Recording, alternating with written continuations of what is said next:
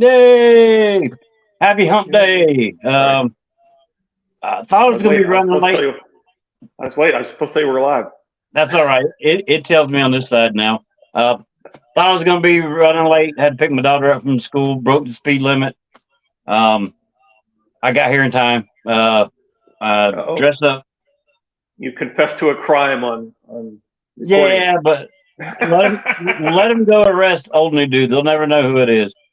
But uh, before we get any further, I am old new dude. He is. Richard York, Asher's trueborn son. And since we're not doing a video Friday, I try to dress up on Fridays. So today it's totally blue for Lady Cat. Out of great admiration because woo, this chapter definitely shows you how strong a woman Cat is. But before I forget, I'm old new dude. He is. Richard York, Asher's trueborn son. I think we did that already. Yeah, I'm having a bad day. Look, normally before a video, I'll start like 15, 20 minutes earlier, getting ready and everying, getting nice and and today calm, getting all my stuff set up. you told me you were going to be late. I didn't even. I barely even stood Yeah, up well, because you were telling me you were going to be late. yeah, I was on like 1 minute before you got on there. So, I mean, I was rushing. My brain is not with me at the moment. So please forgive me for the memory lapse. But No, no problem. Cat, was it Cat 2? Yes. The Clash of Kings. It's a really good chapter. It's one of my favorite Catelyn chapters just for the amount of strength that she shows of her character and of who she is. But I, if you I see, I actually think she's a little bit ridiculous at one point. I didn't. I don't think I even bothered including it because I was like, because at one point she's like, I have to be strong and all this. I'm like, oh come yeah, on. well, that's my favorite part. That her saying Okay. how she has to be Okay. strong. But if you've seen any of these videos, you know we start with the brains of the operation, which is Richard, and he will say what he saw in the chapter, and we'll jump in. I'll jump in with my stupid stuff, and then Lizzie and others will jump in with pretty funny comments that are funnier than my stuff. No So doubt. Well, I don't know about the no doubt funnier than your stuff, but no doubt I'm jumping in with now funny Lizzie's comments. got me beat. I ain't gonna lie. Yeah. All right. All right. All Yeah. right. I'll Now give you me at that. Or I'll 25. give Lizzie that. Yeah, me at 20. Hey, Sir Oh, Dave Villa. Yeah, me at 25 could hold a candle to Lizzie, but me at 52, almost 53, Lizzie got me beat on the comedy. So all right. take it away, Richard. See, as most people would be. All right. So in this chapter, we meet Brienne and Marjorie, and Renly needs to remember Stannis. As she slept amidst the rolling grasslands, Catelyn dreamt that Bran was whole again, that Arya and Sansa held hands, that Rickon was still a babe at her breast. Robb, crownless, played with a wooden sword, and when all were safe asleep, she found Ned in her bed, smiling. Sweet it was, sweet and gone too soon. Dawn came cruel, a dagger of light. I suppose it could just be a dream, but we know someone who is entering his relatives' dreams in the past, able to see the past, and might want to comfort his mother, especially Yeah, since she's about to pray for comfort, basically. yeah, Um, Dawn is a dagger of light, but Dawn is a great sword of light with light. yeah. And then you Here, have Dawn is the a dagger of light, but Dawn is a great sword of light with light. yeah, One day she promised herself as she lay abed, one day she would allow herself to be less than strong, but not today. It could not be today. What do we say to the god of death? not today. I got a patch that goes on a vest around here somewhere. It says The knight's moon face looked crestfallen, the tips of his great walrus mustache twitching with disappointment. LML would probably go off on a tangent here, but we can move on. yeah. Well, also they're talking about birds in the grass. So anytime we see birds, I tend to think it's Okay, somebody watching. right, right. I cannot sit at Riverrun waiting for peace. It makes me look as if I were afraid to take the field again. When there are no battles to fight, men start to think of hearth and harvest. Father told me that. Even my Northmen grow restless. Robb correctly realizes, thanks to Ned, that he would be accommodating the Lannisters.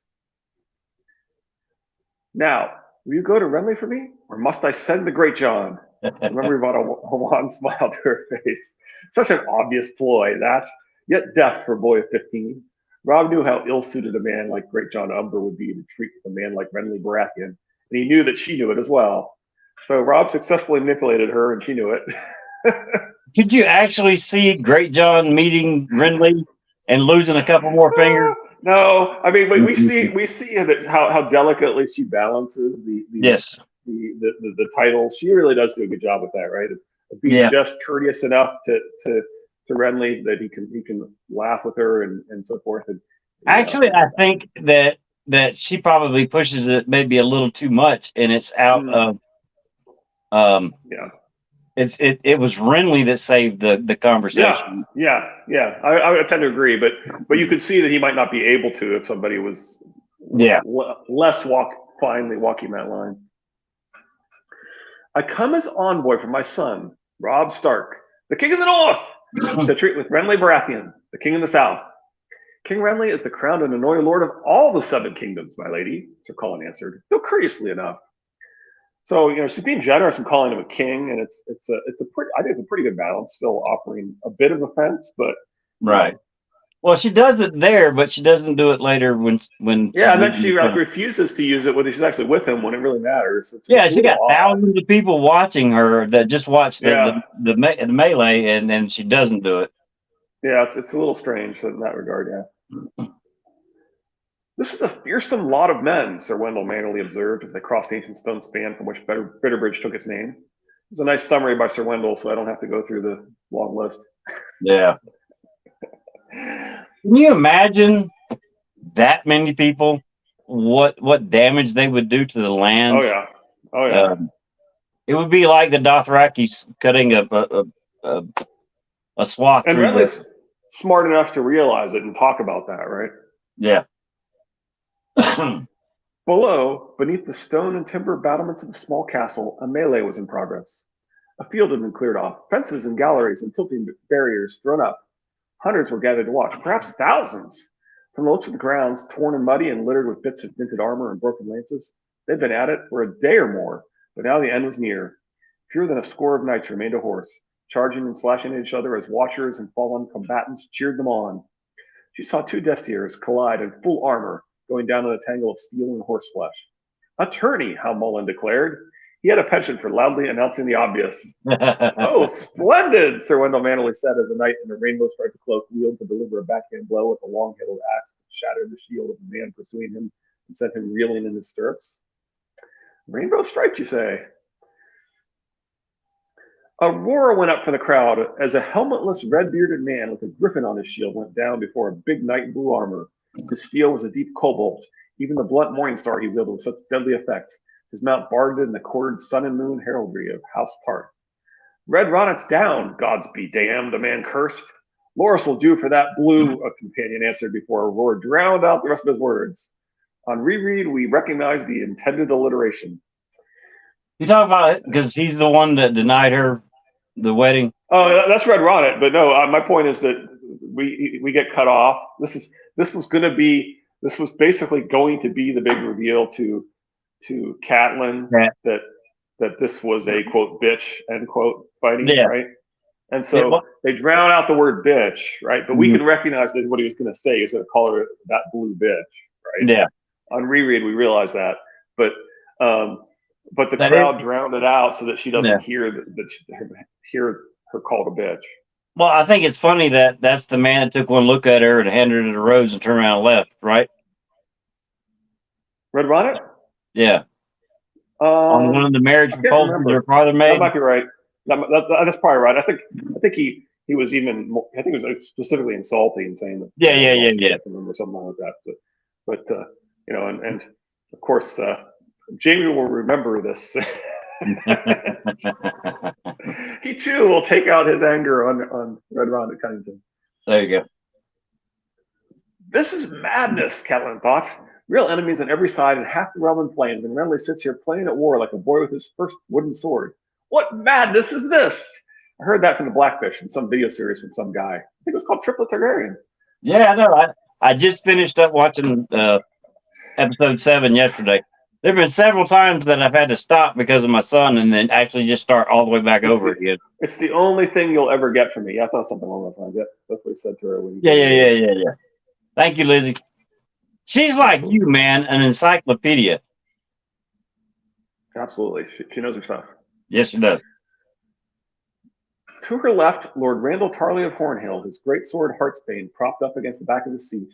Others she knew only by their sigils, and some not at all. You mean it didn't leave Heartsbane mounted on the wall unguarded? Boop, that's two, and Actually, I've been watching them too, as he says. in the show, we don't see him even carrying Heartsbane into battle. Right. No, it's almost like it's just a ceremonial sword to him in the way When we see him in battle, he's already so. lost Heartsbane, but before when he goes to the But I mean, capital. the way he has it mounted on the wall, it doesn't look like it's for quick and easy access to take with you when you fight. It looks like it makes it look like it's just a ceremonial sword, right? Yeah. In the books, I don't think there's a single time that we see him that he does not have Heartsbane with him. That's kind of my point. The idea that, Yeah. that he doesn't keep careful track of it and keep it guarded and stuff. Yeah. In their midst, watching and laughing with his young queen by his side, sat a ghost in a golden crown. Small wonder the lords gather around him with such fervor, she thought. He is Robert come again. Renly was handsome as Robert had been handsome, long of limb and broad of shoulder, the same coal-black hair, fine and straight, the same deep blue eyes, the same easy smile. The slender circlet around his brows seemed to suit him well. It was soft gold, a ring of roses exquisitely wrought. At the front lifted a stag's head of dark green jade, adorned with golden eyes and golden antlers. Renly is a ghost, foreshadowing his death and his leadership at the Blackwater. His laughing green eyes are now deep blue, which is a famous mistake. Question. Either Gendry, which I think George R. R. Martin has more in store for him, or Edric Storm. Do you think men that rally against or rally with or around Robert or Renly would rally around either of them? Potentially. Not really, because of I mean, maybe if they were legitimized. Yeah, but I mean, the taint of bastardry is strong and all that, right? Yeah. Well, Gendry doesn't have that laughter and coolness to himself, and I mean, Edric's kind of young, so yeah, it's a thought. But I do like the Renly as a ghost thing, right? Because it's both foreshadowing his death and it's foreshadowing for Renly's ghost leading the Blackwater, right? Yeah. What did Lizzie say?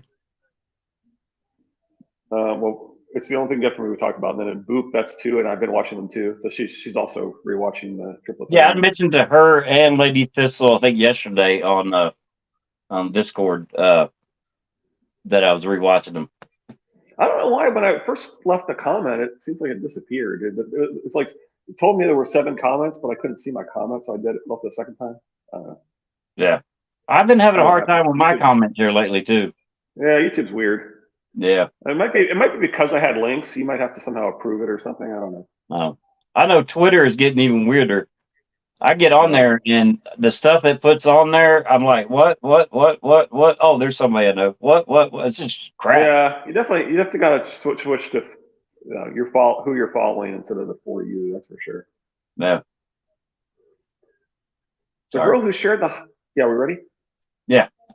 The girl who shared the high seat with him was also of Highgarden, his young queen Marjorie, daughter to Lord Mace Tyrell. Their marriage was the mortar that held the great Southern Alliance together, Catelyn knew. Renly was 21, the girl no older than Robb, very pretty, with those soft eyes and a mane of curling brown hair that fell about her shoulders in lazy ringlets. Her smile was shy and sweet. What do we got here?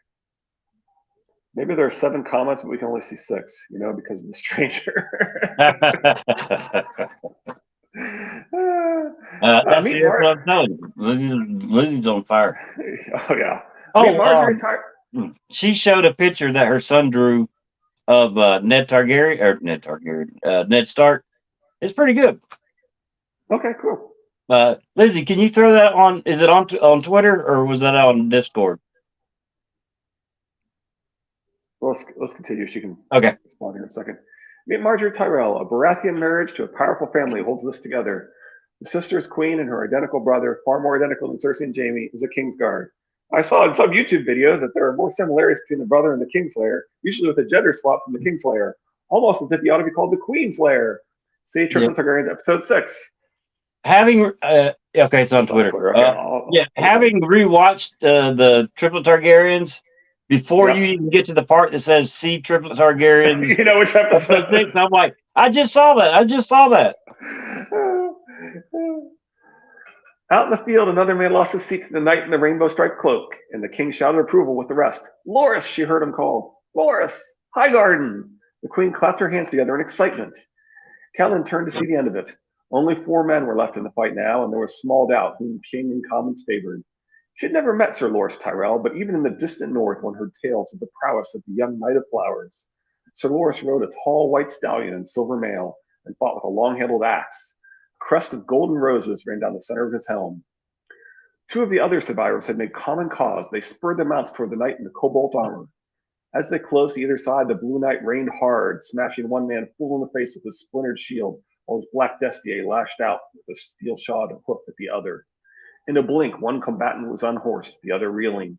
The blue knight let his broken shield drop to the ground to free his left arm. And then the Knight of Flowers was on him.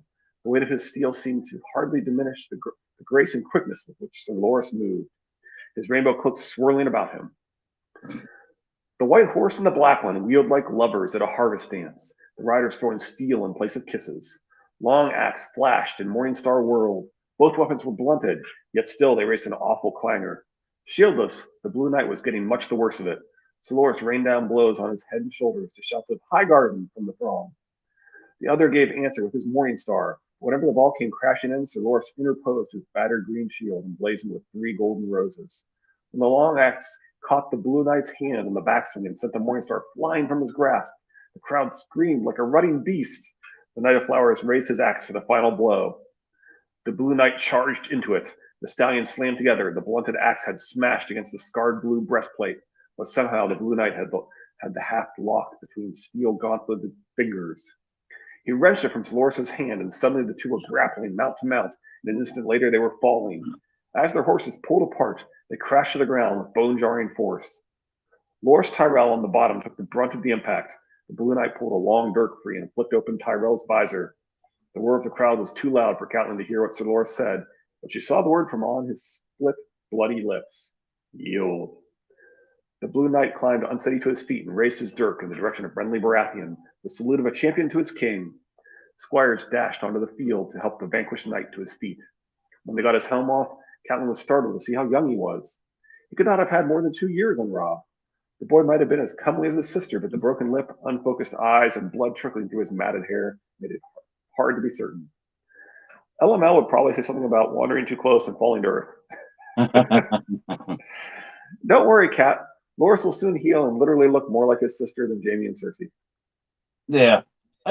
Something at the beginning of that run, talking about the white horse and the black one wheeled like lovers at a harvest dance. I want to say it was this last book club where we're talking about Davos at the Battle of the Blackwater. The Black Bertha, Betha, whatever his wife's name is, I can't remember. And another ship called the White Hart are also dancing on the water. Black and white And then Lady Thistle was bringing up the problem with the Westeros, the Planetos, is the yin and yang are out of balance. Right. So you need the white and the black to does dance sound like a together. black and white Evenly. sword fight is coming. It sounds like a black and white sword fight is coming, right? Dawn against a balloon and steel or something. Yeah. A few voices hailed him with cries of "Tart," and oddly, "A beauty! A beauty!" But most were silent. The blue knight knelt before the king. "Grace," he said, his voice muffled by his dented great helm. So this muffled voice, providing no clue of the feminine voice behind it, is probably a clue to the identity of the Knight of the Laughing Tree. Yeah. I just read that again yesterday. The booming voice behind the helm. Yeah. "Who is this man, and why do they mislike him so?" Sir Colin frowned. "Because he is no man, my lady. That's Brienne of Tarth, daughter to Lord Selwyn the Evenstar." "Daughter?" Catelyn was horrified. Brienne the Beauty, they name her, though not to her face, lest they be called upon to defend those words with their bodies. "A daughter? How horrifying!" I wonder how many knights there are scared to death of Brienne. Yeah, of course. They She wouldn't admit challenges the it. social order. Yeah, they won't admit it to anyone, but I'm thinking deep down, especially when she's looking down at them with them broad shoulders and beats the crap out of people, that they got to be scared of her. Oh yeah, She would be on my King's Guard without a doubt. yeah. If actually, let's get to her description in this next part here. Okay. I ask the honor of a place among your rainbow guard. I would be one of your 7 and pledge my life to yours to go where you go, ride at your side and keep you safe from all hurt and harm. Done, he said. Rise and remove your helm. She did as he bid her, and when the great helm was lifted, Catelyn understood Sir Colin's words. Beauty, they called her, mocking. The hair beneath the visor was a squirrel's nest of dirty straw, and her face, Brienne's eyes were large and very blue, a young girl's eyes, trusting and guileless. But the rest, her features were broad and coarse, her teeth prominent and crooked, her mouth too wide, her lips so plump they seemed swollen. 1,000 freckles speckled her cheeks and brow, and her nose had been broken more than once. Pity filled Catelyn's heart. Is there any creature on earth as unfortunate as an ugly woman? And yet, when Renly cut away her torn cloak and fastened a rainbow in its place, Brienne Tarth did not look unfortunate. Her smile lit up her face, and her voice was strong and proud as she said, My life for yours, your grace. From this day on, I am your shield. I swear it by the old gods and the new.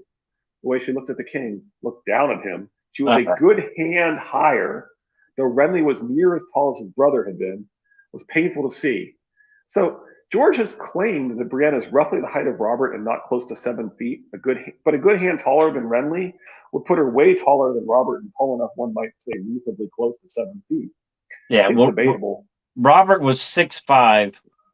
Renly's probably 6'2", 6'3", maybe probably 6'2". Right. A good Yeah. hand would be what, 6 inches, or is it an actual foot? No, I think you're right. I think it'd be like 5 or 6 inches. I would have thought. Yeah. That's why I I'm thinking. put her a couple of inches higher, taller than. She'd be more than 6.5 feet tall. You would think, right? So Yeah, I would think. I would think she'd be like about the hound's Yeah. height, maybe just Yeah. a hair shorter. Gwendolyn Christie is apparently 6'3", so she's pretty freaking tall. That's more than an inch taller than me, and I'm pretty tall. As beautiful a job as she did as Brienne, there was part of the story that she couldn't pull out because she was too pretty. She's a beautiful woman. Yeah. But who she went on stage with somebody, and they came walking up all bowed up, and she's just sitting there looking down at him. It was freaking hilarious. I always imagine Cat like a southern woman in court that gasps and clutches her pearls. Yeah. She's between Robert and Sandor. Yeah, I mean that's what he's saying. Yeah, that's what he's saying. Agree. I have the honor to bring you the Lady Catelyn Stark, sent as envoy by her son Robb, Lord of Winterfell. Lord of Winterfell and King in the North, sir, Catelyn corrected him. Titles. Yeah. When I take King's Landing, I'll send you Cersei's head. And will that bring my Ned back to me, she thought. It will be enough to know that justice has been done, my lord. Your grace, Brienne the Blue corrected sharply, and you should kneel when you approach the king. The distance between a lord and a grace is a small one, my lady, Catelyn said. Lord Renly wears a crown, as does my son.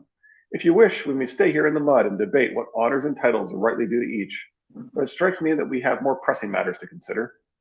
Some of Renly's lords bristled at that, but the king only laughed. Well said, my lady. There will be time enough for graces when these wars are done. Tell me, when does your son mean to march against Harrenhal? As I said, titles. Uh-huh. Gentler than the Lannisters, murmured Lady Oakheart with a bitter smile, is drier than the sea. I call it weak. Lord Randall Tarley had a short, bristly gray beard and a reputation for blunt speech. No disrespect to you, Lady Stark. Would have been more seemly had Lord Robb come to pay homage to the king himself rather than hiding behind his mother's skirts. King Robb is warring, my lord, Catelyn replied with icy courtesy, not playing attorney. Renly grinned. Go softly, Lord Randall. I fear you're overmatched. Oh, man. May Randall always be overmatched. Yeah. I wouldn't mess with Cat. I mean, she's a badass. What is mine is yours. Whenever someone said that to my brother Robert, he took them at their word, Renly said. Do you have daughters?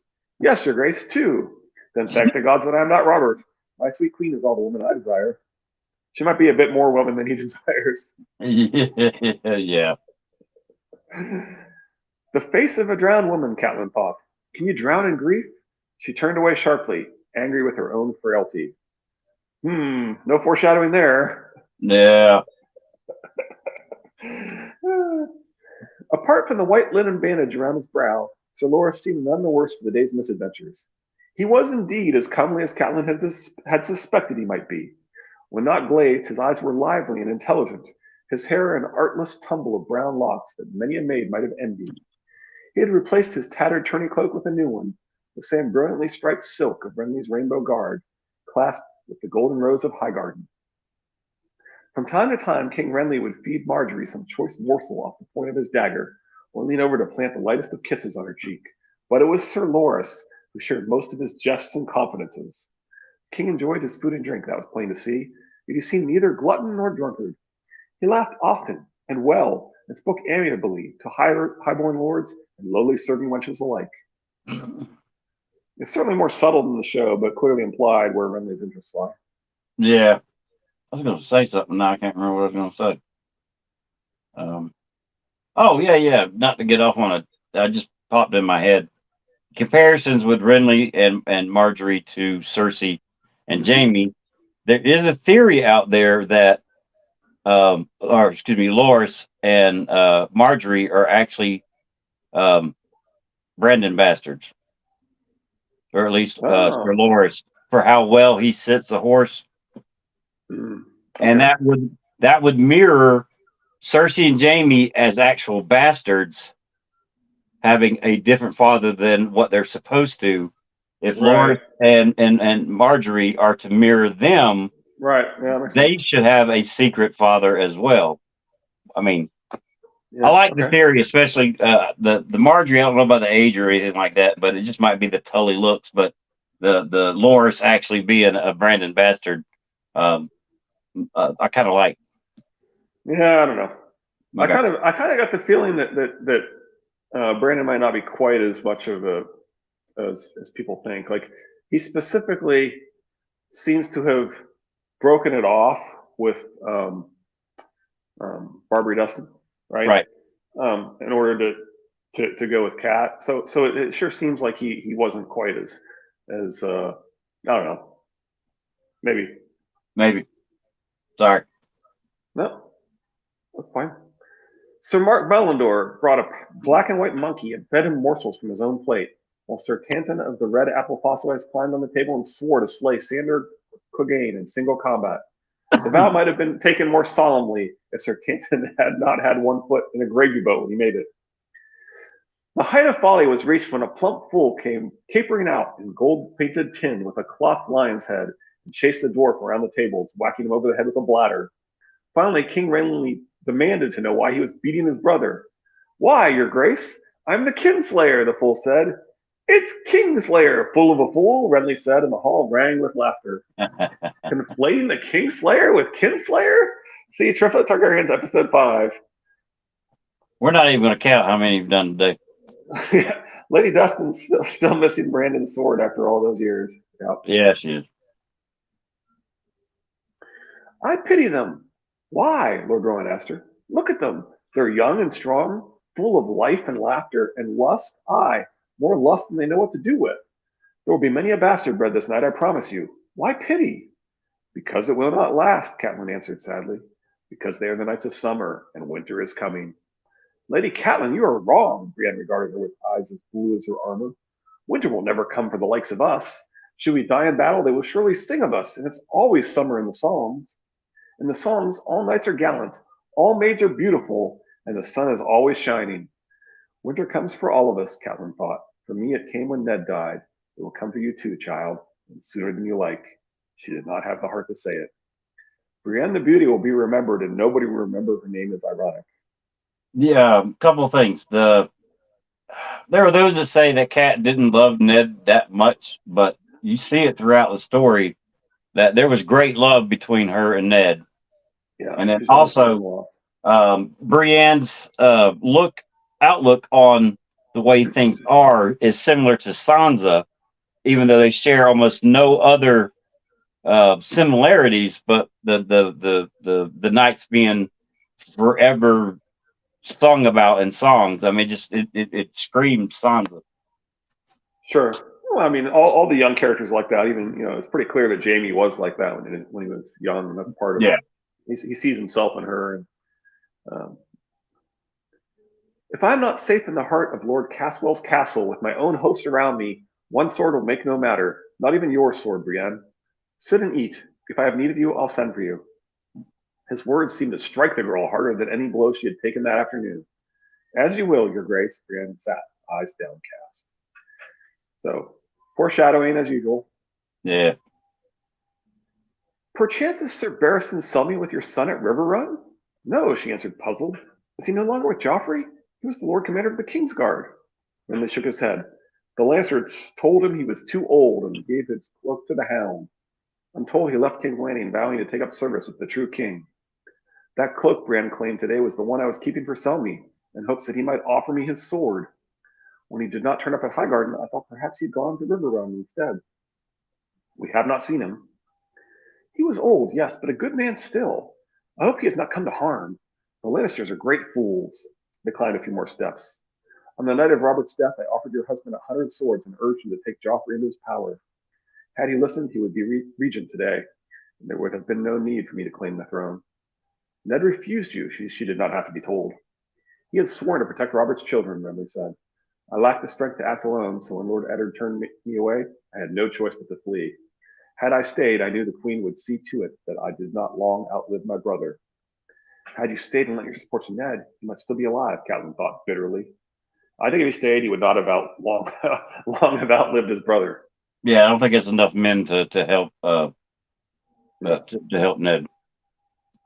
Catelyn could see for leagues in all directions. Wherever she looked, she saw fires. They covered the earth like fallen stars, and like the stars, there was no end to them. Count them if you like, my lady, Renly said quietly. You will still be counting when dawn breaks in the east. How many fires burn around River Run tonight, I wonder? Fallen stars cover the earth? LML is laughing. Yeah, it is. Soon enough, the Dornishmen will join me with all their power, and never forget my brother Stannis, who holds Dragonstone and commands the lords of the Narrow Sea. It would seem that you were the one who has forgotten Stannis, Catelyn said, more sharply than she'd intended. His claim, you mean? Renly laughed. Let us be blunt, my lady. Stannis would make an appalling king, nor is he like to become one. Men respect Stannis, even fear him, but precious few have ever loved him. He's still your elder brother. If either of you can be said to have a right to the Iron Throne, it must be Lord Stannis. Renly shrugged. Tell me, what right did my brother Robert ever have to the Iron Throne? He did not wait for an answer. Oh, there was talk of the blood ties between Baratheon and Targaryen, of weddings 100 years past, of second sons and elder daughters. No one but the maesters care about any of it. Robert won the throne with his warhammer. He swept a hand across the campfires that burned from horizon to horizon. Well, there is my claim, as good as Robert's ever was. If your son supports me as his father supported Robert, he will not find me ungenerous. I will gladly confirm him in all his lands, titles, and honors. He can rule in Winterfell as he pleases. He can even go on calling himself King of the North if he likes, so long as he bends the knee and does me homage as his overlord. King is only a word, but fealty, loyalty, service, those I must have. If you will not give them to you, my lord, I mean to be king, my lady, and not of a broken kingdom. I cannot say it plainer than that. 300 years ago, a Stark king knelt to Aegon the Dragon when he saw he could not hope to prevail. That was wisdom. Your son must be wise as well. Once he joins me, this war is good as done. Wait, and they broke off suddenly, distracted. What's this now? The rattle of chains heralded the raising of the portcullis. Down in the yard below, a rider in winged helm urged his well-lathered horse under the spikes. Summon the king, he called. Renly bolted up into a cradle. I'm here, sir. Your grace. The rider spurred his mount closer. I came swift as I could, from Storm's End. We are besieged, your grace. Sir Courtney defies them, but that's not possible. I would have been told if Lord Tywin left Harrenhal. These are no Lannisters, my liege. It's Lord Stannis at your gates. King Stannis, he calls himself now. So this time I agree with both Cat and Renly. Stannis will make an appalling king. Stannis will never be king. Robert is the head of Viserys only through conquest. But more importantly, it is Renly who has forgotten Stannis. But Renly does have a point. Robert won with a warhammer after a rebellion. That's my point. He's fighting to take the throne when Viserys is clearly still alive and so forth, right? And so Yeah. So if you're like, well, he has right of conquest. Okay, and how did he get right of conquest? By ignoring Viserys's claim and seizing the throne with force. Right. That's how you get right of conquest, right? Yeah. So you have to, in order to do that and be able to claim that that trumps the legitimate heir, you Right. have to, in fact, do the conquest. If there's no Melisandre, Renly becomes king. Maybe. So, the biggest Stannis fan out there used to be Brendan Beefish, right? The Not a Cast podcast, and I've heard that.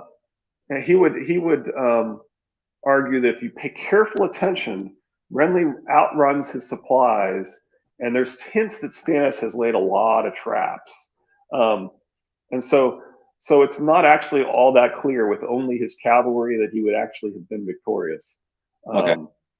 And so we'll get to the chapter. Yeah, we have to pay attention to that. But there's clues that in his haste he may have overextended himself and have divided his forces so much that Stannis would have had a chance against him. That he may have actually been digging traps and things, and that Renly's like the young knights, the knights of summer that are with him. Yeah, Never been blooded. He might be overconfident. It's subtle, but there's some clues there that Stannis is actually prepared. That he's not necessarily, at this point, he doesn't necessarily have that much faith in R'hllor, and he's a sneaky battle commander who knows how to dig holes and make people fall, which is probably a clue as to what's going on up north, right? Up north, yeah. So that battle, I'm so mad that it got cut from the end of Dance of Dragons and put into Winds of Winter. I want that battle. So up next is Jon's third chapter, where the brother of kings, plural, meets Craster. I just read the other day that in France and in the UK, they had to take his books, some of his books, and actually split them. Because they were so big. Yeah, the binding one whole. So a lot of them are. I'd be all right if Dance of Dragon was 500 pages longer. I'd be okay with that. I'd have no problem. He's said that that's probably gonna happen with Winds. That Winds will probably be split into 2 volumes everywhere. That there'll probably be a Winds Winter Volume 1 and Volume 2. Well, they can do that now. He can give us something. Because a lot of these little weeds that he's been planting, they got to pay off sooner or later, and they can't all be in the last book. So we got to get something in Winds. Yeah, that's the problem. He needs to move into wrap up mode by the penultimate book here, right? He should be somewhere in that book. He needs to move into wrap up mode, which should cause, in theory, the writing to go faster. Because he wrote the first 3 books. There's like what 2 years and 2 years between right. They said it flowed. Yeah, give us a drop. Yeah, give us a drop. A little burp. Anything. Well, heaven forbid, I'm not smart enough to write these books, and I'm not the one to give George R. R. Martin any advice. Because every time I think about something that we want George R. R. Martin to do, I think of that picture of him flicking people off. So I don't think he's going to do what we want him to do. Yeah. He said the other day on one of them, he's cutting pages, rewriting things already. You said that. I couldn't find it. If I find it, I got to do my best to link it to you. I'm not really. Yeah, I went to not a blog, and I didn't see anything recent at the time when you first said that. So. It might have been the update format. I can't remember. I'll look for it. I saw it on YouTube. It's definitely true that he's done that, right? That's what's really the reason that Preston's like, oh, he's made no progress at all until COVID. Basically, I'm like, no, he kept. Yes, but only because he wrote the book and threw it out, and wrote the book and threw it out, right? Well, I still think after season 7 and 8 of A Game of Thrones, he has gone back, even though he said he wouldn't change anything because of fan reaction. I think he did. So he said he's finding himself drifting away from things. It's a little concerning because there's so many times where the pattern is that the person sworn to serve somebody takes them out, which implies things like maybe Davos killing Stannis and definitely Brienne killing Catelyn, right? and you could see. I don't know. I always have kind of liked the Brienne killing Stannis thing because she has a triple vow, which we're going to see, right? The I swear it, I swear it, I swear it. Um, Yeah. and she has this triple vow, and then you've got Stannis saying he's going to go to his grave thinking of Renly's peach. Yeah. So the only way that that really feels satisfied is if Brienne or Loras killed him, and Loras is going to be the Queenslayer, and you think, but I don't know. I would think Brienne would make a lot of sense, but Well, um, Brienne going north with Rob's crown would put her in the north on a purpose, and right. then that should put her near Stannis. Well, So and you had the whole thing where Catelyn says she won't hold her back. That right. the top priority is still fulfilling her triple vow, right? Her triple I Yeah. swear it, I swear it, I swear it vow to kill Stannis. Yeah. Although she doesn't actually take Renly's sword, so she's no longer using Renly's sword. That was taken from her by the Brave Companions, and she's Yeah. Well, I mean, after watching Triplet Targaryens over the last couple of days, the you're talking about Brienne turning in the golden hand and a skull to say, "Hey, I killed Jaime." Yeah, I would think. Go ahead. That's the pattern. I mean, that's the pattern. Yeah. That's happened over and over again, right? You've got. I mean, how many times has somebody said, "I'm going to kill this person," and then they just show up with their skull, right? It was Bran, it's Rickon, it's Gregor, it's Davos, right? Yeah. And then you've got Jaime basically saying that he's going to get Sir Cleos's bones, and then thinking to himself, "Oh, I'll just grab any bones," right? Which sort of implies that and that probably refers to the elder brother and Lewin Martell, right? Right, and so that's been done with Lewin Martell as well, right? And the Hound is there's a cairn built. We think that cairn. We think that the cairn and the words used in that chapter imply that the Kingsguard are alive. And there's like 3 more cairns there that or you would argue more than that, right? I mean, whether I'm right or the Green Bard is right, there's still a bunch there. The only reason to put those 5 cairns for the Northmen is because one Northman lived. If all of them died, he would have brought all the bones home. One of them being alive, that makes sense. He has to cover up the fact that one of them is still alive. Right. So, I mean, like I said, whether I'm right or the Green Bard is right. Because I'd always said that was one of the holes in the theory, and you're like, no, not really. There's some reason to believe he would do that. Okay, yeah, and it's as honorable as Ned is. If all of those Northernmen that he knew so well, if they died, he would take their bones home. But the fact that one of them lived, he's got it. Catelyn is adamantly opposed to giving Tyrion a trial. Then she's adamantly opposed to giving him a trial by combat. And then she even says, even though you've specifically acknowledged that he has a right to trial by combat, it's not too late to deny him the right trial by combat. Maybe one of these missing people's cold hands. I just watched Preston. The Indie Geek, his video on cold hands. It's a really good video. That's definitely right. The cold hands, it seems way older. Yeah. He was saying that it's one of the Raven's teeth that went to the wall with Blood Raven. Chances are, because the archers don't wear gloves because they want to feel the string. So Cold Hand doesn't have gloves on, unlike if he was a regular ranger. I actually like LML's idea that he's actually is from the Last Hero's days, either the Last Hero or one of his companions. I kind of like that idea. No, I like that too. That's what I was thinking, the Last Hero. But even though Cold preserves unless he just got like new clothes every time that his clothes wore out, would I don't know, the time, the 8,000 years. I kind of like.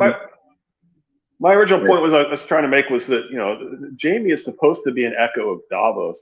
They're both have the hand injury, right? They're supposed to be they're both sort of supposed to be the just characters and about justice. And the hand injury is specifically about justice for Davos. and for Jamie, he's called gold. You know, he wants to be Golden Hand the Just, right? So there's Right. definitely the same thing, right? It's a justice injury that hand injury. So the Echo is not supposed to be Tyrion and Cersei. It's supposed to be Davos, and um, and like Catelyn, even after publicly saying that he has a right to trial by combat, Catelyn's like, nope, we can deny him trial by combat. Nope, it's not too late. And then you know, Merritt Frey, no trial. Brienne of Tarth, no trial. Kyle Hunt, no trial. Podrick Payne, no trial. Jamie Lannister sends his regards, and he's going to get a trial and a trial by combat. Really? Really? Is that what this has been saying? Is that what the pattern is? No, it's got to be the hand of the.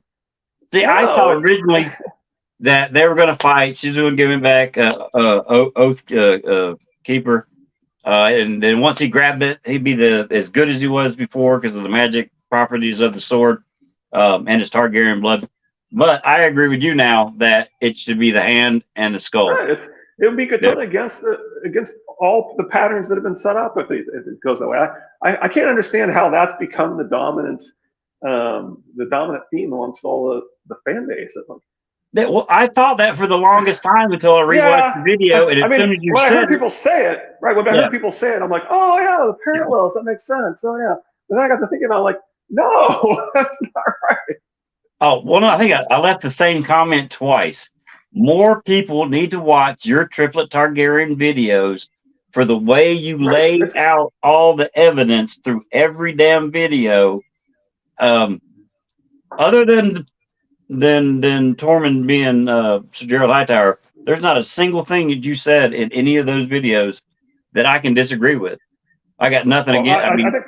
I think Pod is okay because Brienne said, I will take the sword and slay the Kingslayer. She didn't say, I'm going to take the sword and bring back Jamie and we're going to give him trial by combat. She said, I will take the sword and slay the Kingslayer. Right? Yeah. And so she specifically says, I am going to slay the Kingslayer. The word sword means, I agree, I will take the sword and slay the Kingslayer. And when people say they're going to slay somebody, what they do is they come back with a different skull. That's what they do every time. Right. Trust symbolism. And also, I got to admit, your videos, as each one went on, just seemed to get better and better and better and better. Your last video, 7, especially with the vow, is probably my favorite video. I found the editing I did kind of distracting because I kept throwing back up the quotes, and I was like, why did I do that? And then I remembered why I did it because I got tired of all the morph cuts and I don't edit. Cutting out the coughs. I was cutting out the audio of the coughs, and I was like removing frames and then doing morph cuts and things, and it was a lot of work. You know, so it's like I was gonna throw back up. I was gonna throw back up the quotes so that you don't see that here. I told Lizzie and Lady Thistle yesterday that I'm working on the video. I got 8 pages in a spiral notebook full already. I'm not done yet on research. And this is the most research I've ever done on any video that I've ever done. And I'm like, I still don't know how to edit the video.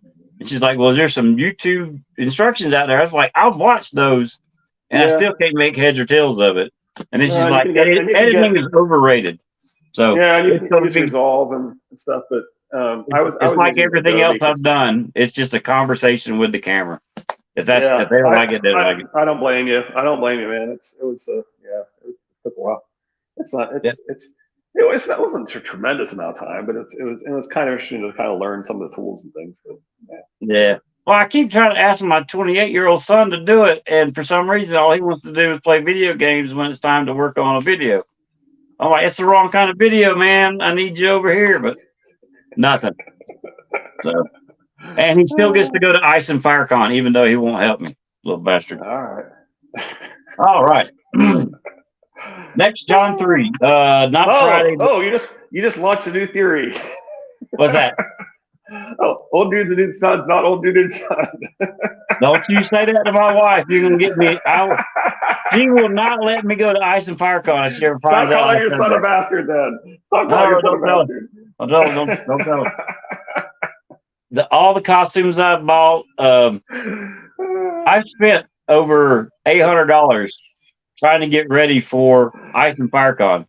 And if she found out I said that, and this was an actual new theory now, she would take all that shit and burn it. So we're not telling her anything. All right, fair enough. And just to let you know, for the masquerade ball, I am dressing up as Davos. So I was going to do Damien Targaryen, but the outfit that I was looking at is the same place that I got my Stark armor, and it takes 2 months to get here. And I'm like, it's not going to get here in time. I can't do it. Are you So doing then I'm anything like, funny with either hand in terms of? yeah, it's the left hand. I got a skeleton upstairs that I can take the fingers and put in the. I got a pouch coming in tomorrow, specifically ordered cool. for the finger bones. But if you look up in A Song of Ice 5 characters, well, you're. Were y'all married when he was born? It could be a technicality. Yeah, he was conceived before we were married, but he was born after we married. She might bring your stuff, but think of the wins it would give us for our travels. No, I'm not that good of a team player. All right. So I looked at the picture or the background of Davos, and there's a picture there. He's got on a green cloak, a brown vest, a cream color shirt, which I got over there. And it doesn't say his pants, but I think it does in the description. Everything he had, I already have. I had a pouch, but I don't like it, so I went ahead and ordered a different pouch. But other than that, and then the Batman mask for the masquerade ball, because he's going to be the onion knight. I'm going to paint an onion in the center of the forehead. But it just worked out perfect, and I'm like, yay! But here in a couple of days, I'll actually put a picture on Twitter of the Davos outfit. But all right, I'm trying to get Leo to jump up, but he's not listening. Leo, there you go. Come on up. Come on. There you go. There's the raccoon panda doggy. Oh, it's not a good day unless we see him. There's the raccoon panda doggy. There you go. Gorgeous dog. Thank you. Well, we're not going to be here Friday, so like any other Friday video, hey, you don't like my voice? Any other Friday? That was Sammy barking. Barking. We wish you to have the rest of the week be good, healthy, have a good weekend. We'll see y'all Monday, same bat time, same bat channel, with John 3. What you got, Dave? There you go. There's Lizzie. I wonder if Davos has a fancy onion helm to wear. And he had just a regular potted helm when he went into the Blackwater. He wants a video Friday. Yeah, that's what he's saying. Panda Dog is wanting a video Friday. I'll be at the doctor. Yeah, well, I understand. But we will see y'all Monday. Lizzie, thank you for showing up. Sir Dave Zilla, new subscriber. I appreciate it.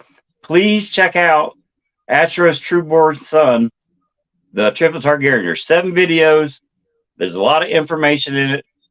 Try to watch it when you don't have any distractions like I do. Have to sit there and restart the damn video because I didn't understand.